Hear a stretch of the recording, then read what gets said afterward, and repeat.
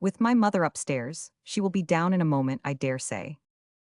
He then shut the door and, coming up to her, claimed the good wishes and affection of a sister. Elizabeth honestly and heartily expressed her delight in the prospect of their relationship. They shook hands with great cordiality. And then, till her sister came down, she had to listen to all he had to say of his own happiness and of Jane's perfections. And in spite of his being a lover, Elizabeth really believed all his expectations of Felicity to be rationally founded, because they had for basis the excellent understanding and super-excellent disposition of Jane, and a general similarity of feeling and taste between her and himself. It was an evening of no common delight to them all. The satisfaction of Miss Bennet's mind gave such a glow of sweet animation to her face as made her look handsomer than ever. Kitty simpered and smiled and hoped her turn was coming soon.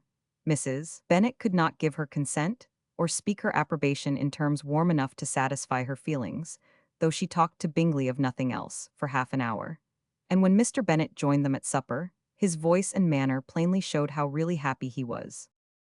Not a word, however, passed his lips in allusion to it, till their visitor took his leave for the night. But as soon as he was gone, he turned to his daughter and said, "Jane, I congratulate you. You will be a very happy woman." Jane went to him instantly, kissed him, and thanked him for his goodness. "You are a good girl," he replied, "and I have great pleasure in thinking you will be so happily settled. I have not a doubt of your doing very well together. Your tempers are by no means unlike.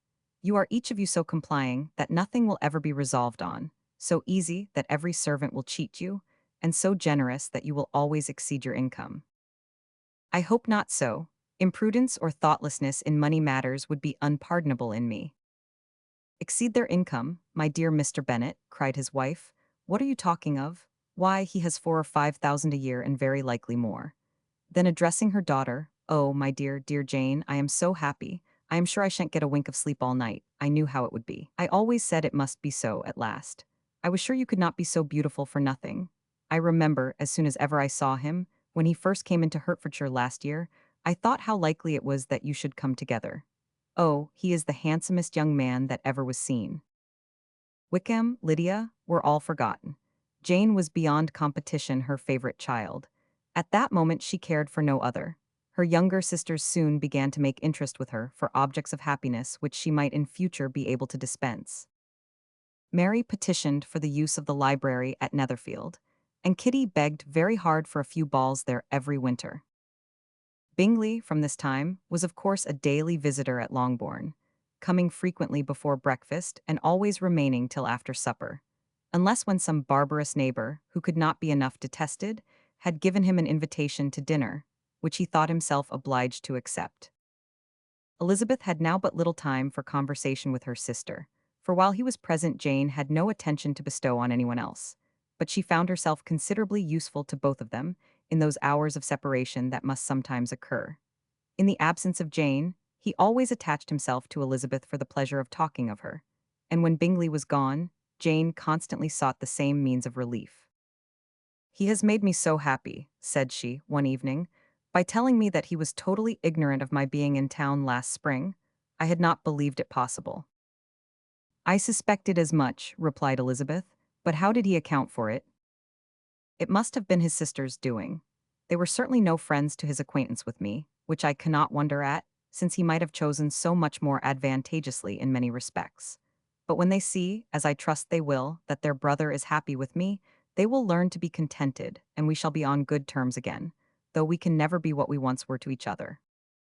"That is the most unforgiving speech," said Elizabeth, "that I ever heard you utter. Good girl, it would vex me indeed to see you again the dupe of Miss Bingley's pretended regard.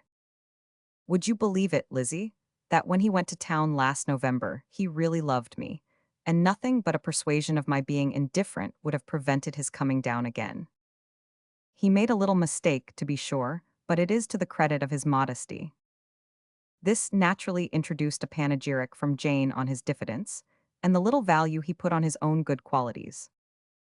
Elizabeth was pleased to find that he had not betrayed the interference of his friend, for, though Jane had the most generous and forgiving heart in the world, she knew it was a circumstance which must prejudice her against him.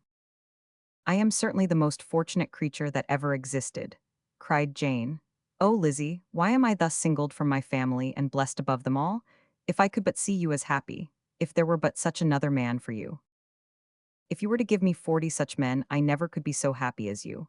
Till I have your disposition, your goodness, I never can have your happiness. No, no, let me shift for myself, and perhaps, if I have very good luck, I may meet with another Mr. Collins in time. The situation of affairs in the Longbourn family could not be long a secret. Mrs. Bennet was privileged to whisper it to Mrs. Phillips, and she ventured, without any permission, to do the same by all her neighbors in Meryton.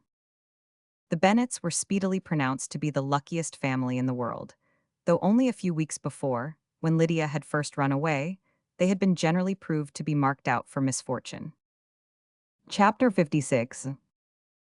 One morning, about a week after Bingley's engagement with Jane had been formed, as he and the females of the family were sitting together in the dining room, their attention was suddenly drawn to the window by the sound of a carriage, and they perceived a chaise and four driving up the lawn. It was too early in the morning for visitors, and besides, the equipage did not answer to that of any of their neighbors. The horses were post, and neither the carriage nor the livery of the servant who preceded it were familiar to them. As it was certain, however, that somebody was coming, Bingley instantly prevailed on Miss Bennet to avoid the confinement of such an intrusion and walk away with him into the shrubbery. They both set off, and the conjectures of the remaining three continued, though with little satisfaction, till the door was thrown open, and their visitor entered. It was Lady Catherine de Bourgh. They were, of course, all intending to be surprised, but their astonishment was beyond their expectation, and on the part of Mrs. Bennet and Kitty, though she was perfectly unknown to them, even inferior to what Elizabeth felt. She entered the room with an air more than usually ungracious, made no other reply to Elizabeth's salutation than a slight inclination of the head, and sat down without saying a word. Elizabeth had mentioned her name to her mother on her ladyship's entrance, though no request of introduction had been made. Mrs. Bennet, all amazement, though flattered by having a guest of such high importance, received her with the utmost politeness. After sitting for a moment in silence, she said, very stiffly, to Elizabeth, "I hope you are well, Miss Bennet. That lady, I suppose, is your mother." Elizabeth replied very concisely that she was. "And that, I suppose, is one of your sisters." "Yes, madam," said Mrs. Bennet, delighted to speak to a Lady Catherine. "She is my youngest girl but one. My youngest of all is lately married, and my eldest is somewhere about the ground, walking with a young man who, I believe, will soon become a part of the family." "You have a very small park here," returned Lady Catherine after a short silence. "It is nothing in comparison of Rosings, my lady, I dare say, but I assure you, it is much larger than Sir William Lucas's. This must be a most inconvenient sitting room for the evening in summer. The windows are full west." Mrs. Bennet assured her that they never sat there after dinner, and then added, "May I take the liberty of asking your ladyship whether you left Mr. and Mrs. Collins well?" "Yes, very well. I saw them the night before last." Elizabeth now expected that she would produce a letter for her from Charlotte, as it seemed the only probable motive for her calling. But no letter appeared, and she was completely puzzled. Mrs. Bennet, with great civility, begged her ladyship to take some refreshment, but Lady Catherine very resolutely, and not very politely, declined eating anything, and then, rising up, said to Elizabeth, "Miss Bennet, there seemed to be a prettyish kind of a little wilderness on one side of your lawn. I should be glad to take a turn in it, if you will favor me with your company."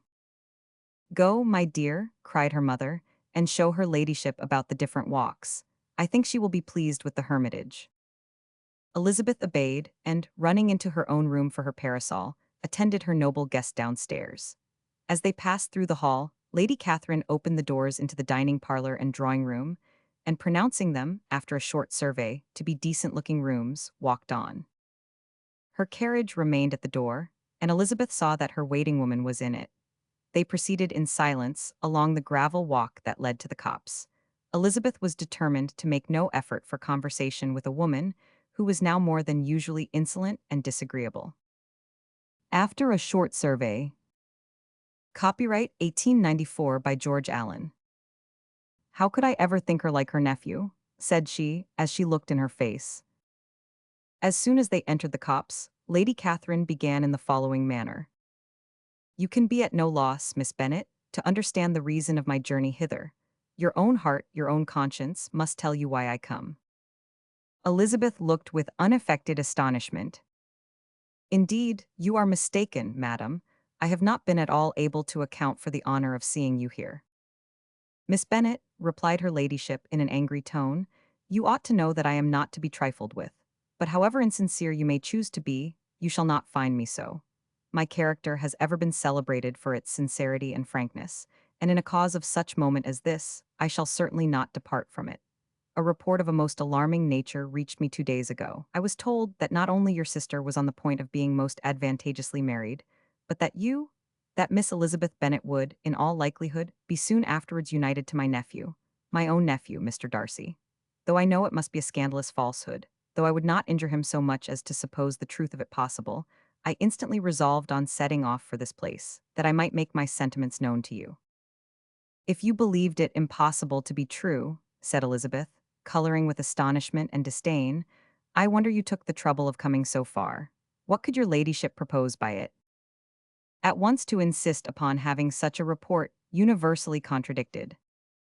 "Your coming to Longbourn to see me and my family," said Elizabeth coolly, "will be rather a confirmation of it, if, indeed, such a report is in existence." "If, do you then pretend to be ignorant of it? Has it not been industriously circulated by yourselves? Do you not know that such a report is spread abroad?" "I never heard that it was." "And can you likewise declare that there is no foundation for it?" "I do not pretend to possess equal frankness with your ladyship. You may ask questions which I shall not choose to answer." "This is not to be borne. Miss Bennet, I insist on being satisfied. Has my nephew made you an offer of marriage?" "Your ladyship has declared it to be impossible." "It ought to be so, it must be so, while he retains the use of his reason. But your arts and allurements may, in a moment of infatuation, have made him forget what he owes to himself and to all his family. You may have drawn him in." "If I have, I shall be the last person to confess it." "Miss Bennet, do you know who I am? I have not been accustomed to such language as this. I am almost the nearest relation he has in the world, and am entitled to know all his dearest concerns. But you are not entitled to know mine, nor will such behavior as this ever induce me to be explicit. Let me be rightly understood. This match, to which you have the presumption to aspire, can never take place.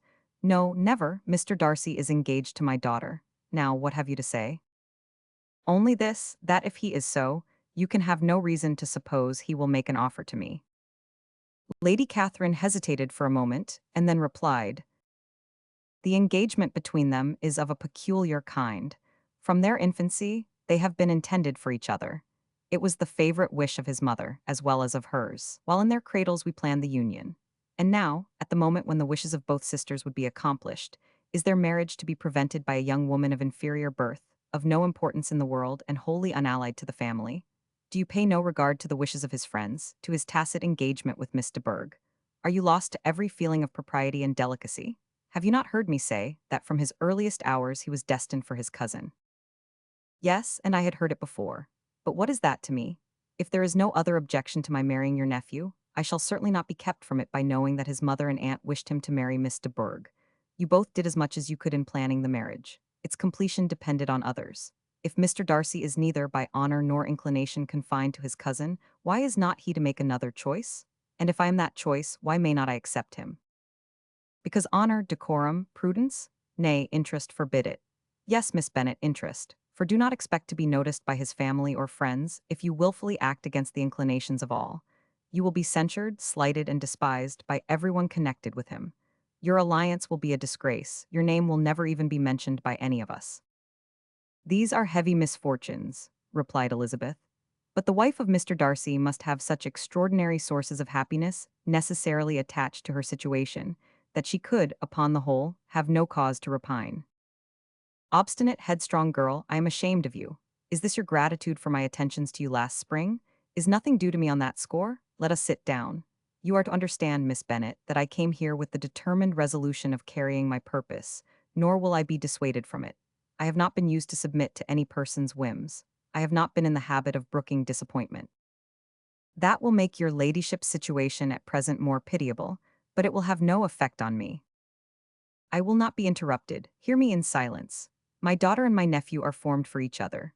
They are descended on the maternal side from the same noble line, and on the father's from respectable, honorable, and ancient, though untitled, families. Their fortune on both sides is splendid. They are destined for each other by the voice of every member of their respective houses. And what is to divide them? The upstart pretensions of a young woman without family, connections, or fortune. Is this to be endured? But it must not, shall not be. If you were sensible of your own good, you would not wish to quit the sphere in which you have been brought up. In marrying your nephew, I should not consider myself as quitting that sphere. He is a gentleman, I am a gentleman's daughter, so far we are equal. True, you are a gentleman's daughter, but what was your mother? Who are your uncles and aunts? Do not imagine me ignorant of their condition. Whatever my connections may be, said Elizabeth, if your nephew does not object to them, they can be nothing to you. Tell me, once for all, are you engaged to him? Though Elizabeth would not, for the mere purpose of obliging Lady Catherine, have answered this question, she could not but say, after a moment's deliberation, I am not. Lady Catherine seemed pleased. And will you promise me never to enter into such an engagement? I will make no promise of the kind. Miss Bennet, I am shocked and astonished. I expected to find a more reasonable young woman. But do not deceive yourself into a belief that I will ever recede. I shall not go away till you have given me the assurance I require. And I certainly never shall give it.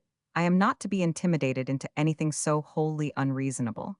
Your ladyship wants Mr. Darcy to marry your daughter, but would my giving you the wished-for promise make their marriage at all more probable?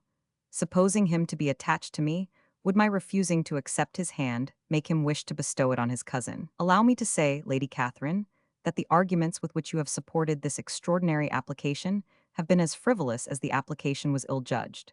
You have widely mistaken my character, if you think I can be worked on by such persuasions as these. How far your nephew might approve of your interference in his affairs, I cannot tell, but you have certainly no right to concern yourself in mine. I must beg, therefore, to be importuned no further on the subject. Not so hasty, if you please. I have by no means done. To all the objections I have already urged, I have still another to add. I am no stranger to the particulars of your youngest sister's infamous elopement. I know it all, that the young man's marrying her was a patched-up business, at the expense of your father and uncle. And is such a girl to be my nephew's sister? Is her husband, who is the son of his late father's steward, to be his brother?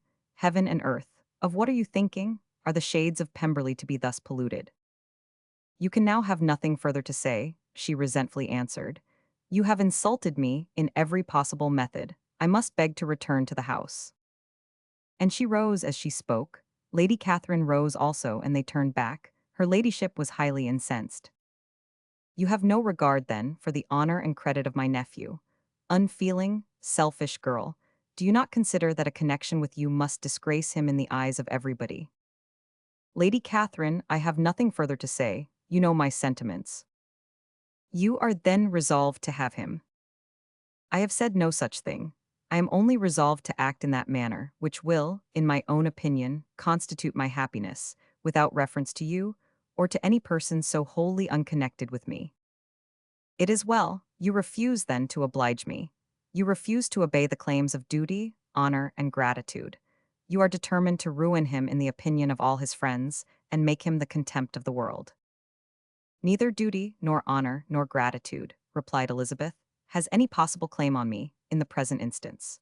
No principle of either would be violated by my marriage with Mr. Darcy. And with regard to the resentment of his family, or the indignation of the world, if the former were excited by his marrying me, it would not give me one moment's concern, and the world in general would have too much sense to join in the scorn. And this is your real opinion? This is your final resolve? Very well, I shall now know how to act. Do not imagine, Miss Bennet, that your ambition will ever be gratified. I came to try you. I hope to find you reasonable, but depend upon it, I will carry my point. In this manner Lady Catherine talked on till they were at the door of the carriage, when, turning hastily round, she added, I take no leave of you, Miss Bennet. I send no compliments to your mother. You deserve no such attention. I am most seriously displeased. Elizabeth made no answer, and without attempting to persuade her ladyship to return into the house, walked quietly into it herself. She heard the carriage drive away as she proceeded upstairs. Her mother impatiently met her at the door of her dressing room to ask why Lady Catherine would not come in again and rest herself. She did not choose it, said her daughter, she would go. She is a very fine-looking woman, and her calling here was prodigiously civil, for she only came, I suppose, to tell us the Collinses were well. She is on her road somewhere, I dare say, and so, passing through Meryton, thought she might as well call on you. I suppose she had nothing particular to say to you, Lizzie. Elizabeth was forced to give in to a little falsehood here, for to acknowledge the substance of their conversation was impossible. But now it comes out. Chapter 57. The discomposure of spirits which this extraordinary visit threw Elizabeth into could not be easily overcome, nor could she for many hours learn to think of it less than incessantly. Lady Catherine, it appeared, had actually taken the trouble of this journey from Rosings for the sole purpose of breaking off her supposed engagement with Mr. Darcy. It was a rational scheme, to be sure, but from what the report of their engagement could originate, Elizabeth was at a loss to imagine, till she recollected that his being the intimate friend of Bingley, and her being the sister of Jane, was enough, at a time when the expectation of one wedding made everybody eager for another, to supply the idea. She had not herself forgotten to feel that the marriage of her sister must bring them more frequently together, and her neighbours at Lucas Lodge, therefore, for through their communication with the Collinses, the report, she concluded, had reached Lady Catherine, had only set that down as almost certain and immediate, which she had looked forward to as possible at some future time. In revolving Lady Catherine's expressions, however, she could not help feeling some uneasiness as to the possible consequence of her persisting in this interference. From what she had said of her resolution to prevent the marriage, it occurred to Elizabeth that she must meditate an application to her nephew, and how he might take a similar representation of the evils attached to a connection with her, she dared not pronounce. She knew not the exact degree of his affection for his aunt, or his dependence on her judgment, but it was natural to suppose that he thought much higher of her ladyship than she could do. And it was certain that in enumerating the miseries of a marriage with one whose immediate connections were so unequal to his own, his aunt would address him on his weakest side. With his notions of dignity, he would probably feel that the arguments, which to Elizabeth had appeared weak and ridiculous, contained much good sense and solid reasoning.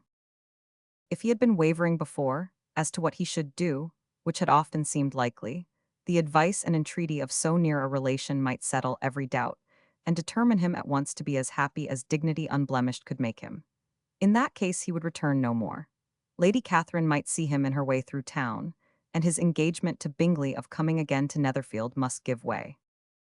If, therefore, an excuse for not keeping his promise should come to his friend within a few days, she added, I shall know how to understand it. I shall then give over every expectation, every wish of his constancy. If he is satisfied with only regretting me, when he might have obtained my affections and hand, I shall soon cease to regret him at all. The surprise of the rest of the family, on hearing who their visitor had been, was very great, but they obligingly satisfied it with the same kind of supposition which had appeased Mrs. Bennet's curiosity, and Elizabeth was spared from much teasing on the subject. The next morning, as she was going downstairs, she was met by her father, who came out of his library with a letter in his hand. Lizzie, said he, I was going to look for you, come into my room. She followed him thither, and her curiosity to know what he had to tell her was heightened by the supposition of its being in some manner connected with the letter he held. It suddenly struck her that it might be from Lady Catherine, and she anticipated with dismay all the consequent explanations. She followed her father to the fireplace, and they both sat down. He then said, I have received a letter this morning that has astonished me exceedingly. As it principally concerns yourself, you ought to know its contents. I did not know before that I had 2 daughters on the brink of matrimony. Let me congratulate you on a very important conquest. The color now rushed into Elizabeth's cheeks in the instantaneous conviction of its being a letter from the nephew, instead of the aunt, and she was undetermined whether most to be pleased that he explained himself at all, or offended that his letter was not rather addressed to herself, when her father continued.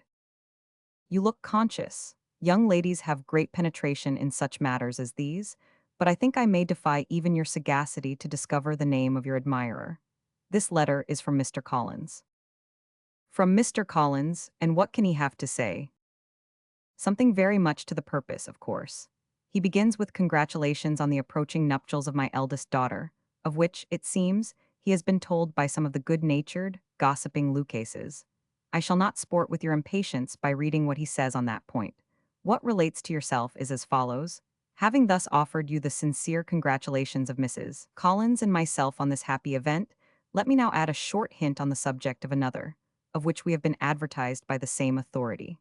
Your daughter Elizabeth, it is presumed, will not long bear the name of Bennet, after her eldest sister has resigned it, and the chosen partner of her fate may be reasonably looked up to as one of the most illustrious personages in this land. Can you possibly guess, Lizzie, who is meant by this? This young gentleman is blessed in a peculiar way with everything the heart of mortal can most desire: splendid property, noble kindred, and extensive patronage. Yet, in spite of all these temptations, let me warn my cousin Elizabeth, and yourself, of what evils you may incur by a precipitate closure with this gentleman's proposals, which, of course, you will be inclined to take immediate advantage of. Have you any idea, Lizzie, who this gentleman is? But now it comes out. My motive for cautioning you is as follows. We have reason to imagine that his aunt, Lady Catherine de Bourgh, does not look on the match with a friendly eye. Mr. Darcy, you see, is the man. Now, Lizzie, I think I have surprised you. Could he, or the Lucases, have pitched on any man within the circle of our acquaintance, whose name would have given the lie more effectually to what they related? Mr. Darcy, who never looks at any woman but to see a blemish, and who probably never looked at you in his life. It is admirable. Elizabeth tried to join in her father's pleasantry, but could only force one most reluctant smile. Never had his wit been directed in a manner so little agreeable to her. Are you not diverted? Oh yes, pray read on. After mentioning the likelihood of this marriage to her ladyship last night, she immediately, with her usual condescension, expressed what she felt on the occasion. When it became apparent that, on the score of some family objections on the part of my cousin, she would never give her consent to what she termed so disgraceful a match, I thought it my duty to give the speediest intelligence of this to my cousin, that she and her noble admirer may be aware of what they are about, and not run hastily into a marriage which has not been properly sanctioned. Mr. Collins, moreover, adds, I am truly rejoiced that my cousin Lydia's sad business has been so well hushed up, and am only concerned that their living together before the marriage took place should be so generally known. I must not, however, neglect the duties of my station, or refrain from declaring my amazement at hearing that you received the young couple into your house as soon as they were married. It was an encouragement of vice, and had I been the rector of Longbourn, I should very strenuously have opposed it. You ought certainly to forgive them as a Christian, but never to admit them in your sight, or allow their names to be mentioned in your hearing. That is his notion of Christian forgiveness. The rest of his letter is only about his dear Charlotte's situation and his expectation of a young olive branch. But Lizzie, you look as if you did not enjoy it. You are not going to be missish, I hope, and pretend to be affronted at an idle report. For what do we live but to make sport for our neighbors and laugh at them in our turn? Oh, cried Elizabeth, I am exceedingly diverted, but it is so strange. Yes, that is what makes it amusing. Had they fixed on any other man, it would have been nothing, but his perfect indifference and your pointed dislike make it so delightfully absurd. Much as I abominate writing, I would not give up Mr. Collins's correspondence for any consideration. Nay, when I read a letter of his, I cannot help giving him the preference even over Wickham, much as I value the impudence and hypocrisy of my son-in-law. And pray, Lizzie, what said Lady Catherine about this report? Did she call to refuse her consent? To this question, his daughter replied only with a laugh, and as it had been asked without the least suspicion, she was not distressed by his repeating it.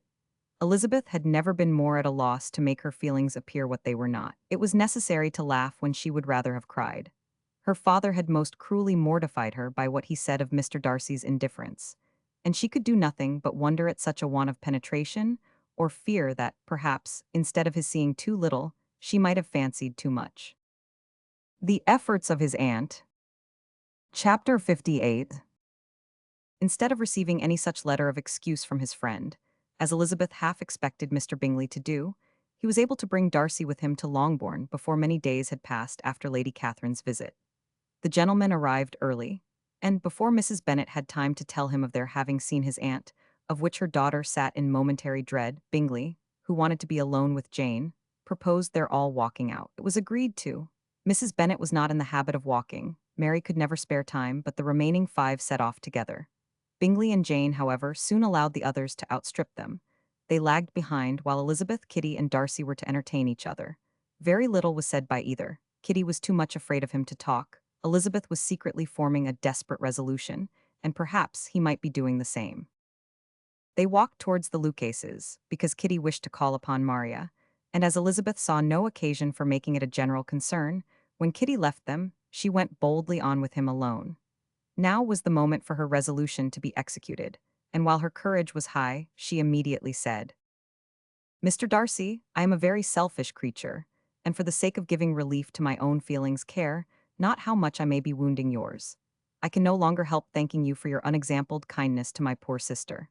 Ever since I have known it, I have been most anxious to acknowledge to you how gratefully I feel it. Were it known to the rest of my family, I should not have merely my own gratitude to express." "I am sorry, exceedingly sorry," replied Darcy, in a tone of surprise and emotion, "that you have ever been informed of what may, in a mistaken light, have given you uneasiness. I did not think Mrs. Gardiner was so little to be trusted. You must not blame my aunt. Lydia's thoughtlessness first betrayed to me that you had been concerned in the matter, and of course, I could not rest till I knew the particulars. Let me thank you again and again, in the name of all my family, for that generous compassion which induced you to take so much trouble and bear so many mortifications for the sake of discovering them." "If you will thank me," he replied, "let it be for yourself alone. That the wish of giving happiness to you might add force to the other inducements which led me on, I shall not attempt to deny. But your family owe me nothing. Much as I respect them, I believe I thought only of you." Elizabeth was too much embarrassed to say a word. After a short pause, her companion added, "You are too generous to trifle with me. If your feelings are still what they were last April, tell me so at once. My affections and wishes are unchanged, but one word from you will silence me on this subject forever." Elizabeth, feeling all the more than common awkwardness and anxiety of his situation, now forced herself to speak, and immediately, though not very fluently, gave him to understand that her sentiments had undergone so material a change since the period to which he alluded, as to make her receive with gratitude and pleasure his present assurances. The happiness which this reply produced was such as he had probably never felt before, and he expressed himself on the occasion as sensibly and as warmly as a man violently in love can be supposed to do. Had Elizabeth been able to encounter his eyes, she might have seen how well the expression of heartfelt delight diffused over his face became him. But though she could not look, she could listen, and he told her of feelings which, in proving of what importance she was to him, made his affection every moment more valuable. They walked on without knowing in what direction. There was too much to be thought and felt and said for attention to any other objects. She soon learnt that they were indebted for their present good understanding to the efforts of his aunt, who did call on him in her return through London, and there relate her journey to Longbourn, its motive, and the substance of her conversation with Elizabeth, dwelling emphatically on every expression of the latter, which, in her ladyship's apprehension, peculiarly denoted her perverseness and assurance, in the belief that such a relation must assist her endeavors to obtain that promise from her nephew which she had refused to give. But, unluckily for her ladyship, its effect had been exactly contrariwise. "It taught me to hope," said he, "as I had scarcely ever allowed myself to hope before. I knew enough of your disposition to be certain that had you been absolutely, irrevocably decided against me, you would have acknowledged it to Lady Catherine frankly and openly." Elizabeth colored and laughed as she replied, "Yes, you know enough of my frankness to believe me capable of that. After abusing you so abominably to your face, I could have no scruple in abusing you to all your relations. What did you say of me that I did not deserve? For though your accusations were ill-founded, formed on mistaken premises, my behavior to you at the time had merited the severest reproof. It was unpardonable. I cannot think of it without abhorrence." "We will not quarrel for the greater share of blame annexed to that evening," said Elizabeth. "The conduct of neither, if strictly examined, will be irreproachable, but since then we have both, I hope, improved in civility. I cannot be so easily reconciled to myself. The recollection of what I then said, of my conduct, my manners, my expressions during the whole of it, is now, and has been many months, inexpressibly painful to me. Your reproof so well applied I shall never forget. Had you behaved in a more gentlemanlike manner. Those were your words. You know not, you can scarcely conceive how they have tortured me, though it was some time, I confess, before I was reasonable enough to allow their justice." I was certainly very far from expecting them to make so strong an impression. I had not the smallest idea of their being ever felt in such a way. I can easily believe it. You thought me then devoid of every proper feeling. I am sure you did. The turn of your countenance I shall never forget, as you said that I could not have addressed you in any possible way that would induce you to accept me. Oh, do not repeat what I then said. These recollections will not do at all. I assure you that I have long been most heartily ashamed of it. Darcy mentioned his letter. Did it, said he, did it soon make you think better of me? Did you, on reading it, give any credit to its contents? She explained what its effects on her had been, and how gradually all her former prejudices had been removed. I knew, said he, that what I wrote must give you pain, but it was necessary. I hope you have destroyed the letter. There was one part, especially the opening of it, which I should dread your having the power of reading again. I can remember some expressions which might justly make you hate me. The letter shall certainly be burnt, if you believe it essential to the preservation of my regard. But, though we have both reason to think my opinions not entirely unalterable, they are not, I hope, quite so easily changed as that implies. When I wrote that letter, replied Darcy, I believed myself perfectly calm and cool, but I am since convinced that it was written in a dreadful bitterness of spirit. The letter perhaps began in bitterness, but it did not end so. The adieu is charity itself. But think no more of the letter. The feelings of the person who wrote and the person who received it are now so widely different from what they were then, that every unpleasant circumstance attending it ought to be forgotten. You must learn some of my philosophy. Think only of the past as its remembrance gives you pleasure. I cannot give you credit for any philosophy of the kind. Your retrospections must be so totally void of reproach that the contentment arising from them is not of philosophy, but, what is much better, of ignorance. But with me, it is not so. Painful recollections will intrude, which ought not to be repelled. I have been a selfish being all my life, in practice, though not in principle. As a child I was taught what was right, but I was not taught to correct my temper. I was given good principles, but left to follow them in pride and conceit. Unfortunately an only son, for many years an only child, I was spoiled by my parents, who, though good themselves, my father particularly, all that was benevolent and amiable, allowed, encouraged, almost taught me to be selfish and overbearing, to care for none beyond my own family circle, to think meanly of all the rest of the world, to wish at least to think meanly of their sense and worth. Compared with my own, such I was from 8 to 8 and 20, and such I might still have been but for you, dearest, loveliest Elizabeth. What do I not owe you? You taught me a lesson, hard indeed at first, but most advantageous. By you I was properly humbled. I came to you without a doubt of my reception. You showed me how insufficient were all my pretensions to please a woman worthy of being pleased. Had you then persuaded yourself that I should? Indeed I had. What will you think of my vanity? I believed you to be wishing, expecting my addresses. My manners must have been in fault, but not intentionally, I assure you. I never meant to deceive you, but my spirits might often lead me wrong. How you must have hated me after that evening. Hate you? I was angry, perhaps, at first, but my anger soon began to take a proper direction. I am almost afraid of asking what you thought of me when we met at Pemberley. You blamed me for coming. No, indeed, I felt nothing but surprise. Your surprise could not be greater than mine in being noticed by you. My conscience told me that I deserved no extraordinary politeness, and I confess that I did not expect to receive more than my due. My object then, replied Darcy, was to show you, by every civility in my power, that I was not so mean as to resent the past, and I hoped to obtain your forgiveness, to lessen your ill opinion, by letting you see that your reproofs had been attended to. How soon any other wishes introduced themselves, I can hardly tell, but I believe in about half an hour after I had seen you. He then told her of Georgiana's delight in her acquaintance, and of her disappointment at its sudden interruption, which naturally leading to the cause of that interruption, she soon learnt that his resolution of following her from Derbyshire in quest of her sister had been formed before he quitted the inn, and that his gravity and thoughtfulness there had arisen from no other struggles than what such a purpose must comprehend. She expressed her gratitude again, but it was too painful a subject to each to be dwelt on farther. After walking several miles in a leisurely manner, and too busy to know anything about it, they found at last, on examining their watches, that it was time to be at home. What could have become of Mr. Bingley and Jane?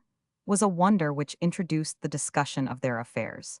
Darcy was delighted with their engagement. His friend had given him the earliest information of it. "I must ask whether you were surprised," said Elizabeth. "Not at all. When I went away, I felt that it would soon happen." "That is to say, you had given your permission, I guessed as much." And though he exclaimed at the term, she found that it had been pretty much the case.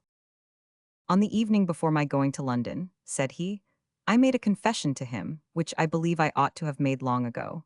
I told him of all that had occurred to make my former interference in his affairs absurd and impertinent. His surprise was great. He had never had the slightest suspicion. I told him, moreover, that I believed myself mistaken in supposing, as I had done, that your sister was indifferent to him. And as I could easily perceive that his attachment to her was unabated, I felt no doubt of their happiness together." Elizabeth could not help smiling at his easy manner of directing his friend. "Did you speak from your own observation," said she, "when you told him that my sister loved him, or merely from my information last spring?" "From the former. I had narrowly observed her, during the 2 visits which I had lately made her here, and I was convinced of her affection." "And your assurance of it, I suppose, carried immediate conviction to him?" "It did. Bingley is most unaffectedly modest. His diffidence had prevented his depending on his own judgment in so anxious a case, but his reliance on mine made everything easy. I was obliged to confess one thing, which for a time, and not unjustly, offended him. I could not allow myself to conceal that your sister had been in town 3 months last winter, that I had known it, and purposely kept it from him. He was angry, but his anger, I am persuaded, lasted no longer than he remained in any doubt of your sister's sentiments. He has heartily forgiven me now." Elizabeth longed to observe that Mr. Bingley had been a most delightful friend, so easily guided that his worth was invaluable, but she checked herself. She remembered that he had yet to learn to be laughed at, and it was rather too early to begin. In anticipating the happiness of Bingley, which of course was to be inferior only to his own, he continued the conversation till they reached the house. In the hall they parted, unable to utter a syllable. Chapter 59. "My dear Lizzie, where can you have been walking to?" was a question which Elizabeth received from Jane as soon as she entered the room, and from all the others when they sat down to table. She had only to say in reply that they had wandered about till she was beyond her own knowledge. She colored as she spoke, but neither that, nor anything else, awakened a suspicion of the truth. The evening passed quietly, unmarked by anything extraordinary. The acknowledged lovers talked and laughed, the unacknowledged were silent. Darcy was not of a disposition in which happiness overflows in mirth, and Elizabeth, agitated and confused, rather knew that she was happy than felt herself to be so. For, besides the immediate embarrassment, there were other evils before her. She anticipated what would be felt in the family when her situation became known. She was aware that no one liked him but Jane, and even feared that with the others it was a dislike which not all his fortune and consequence might do away. At night she opened her heart to Jane. Though suspicion was very far from Miss Bennet's general habits, she was absolutely incredulous here. "You are joking, Lizzie, this cannot be. Engaged to Mr. Darcy? No, no, you shall not deceive me, I know it to be impossible." "This is a wretched beginning, indeed. My sole dependence was on you, and I am sure nobody else will believe me if you do not. Yet, indeed, I am in earnest. I speak nothing but the truth. He still loves me and we are engaged." Jane looked at her doubtingly. "Oh, Lizzie, it cannot be. I know how much you dislike him." "You know nothing of the matter. That is all to be forgot. Perhaps I did not always love him so well as I do now, but in such cases as these a good memory is unpardonable. This is the last time I shall ever remember it myself." Miss Bennet still looked all amazement. Elizabeth again, and more seriously, assured her of its truth. "Good heaven, can it be really so? Yet now I must believe you," cried Jane. "My dear, dear Lizzie, I do congratulate you. But are you certain, forgive the question, are you quite certain that you can be happy with him?" "There can be no doubt of that. It is settled between us already that we are to be the happiest couple in the world. But are you pleased, Jane? Shall you like to have such a brother?" "Very, very much. Nothing could give either Bingley or myself more delight, but we considered it, we talked of it as impossible. And do you really love him quite well enough? Oh, Lizzie, do anything rather than marry without affection. Are you quite sure that you feel what you ought to do?" "Oh, yes, you will only think I feel more than I ought to do when I tell you all." "What do you mean?"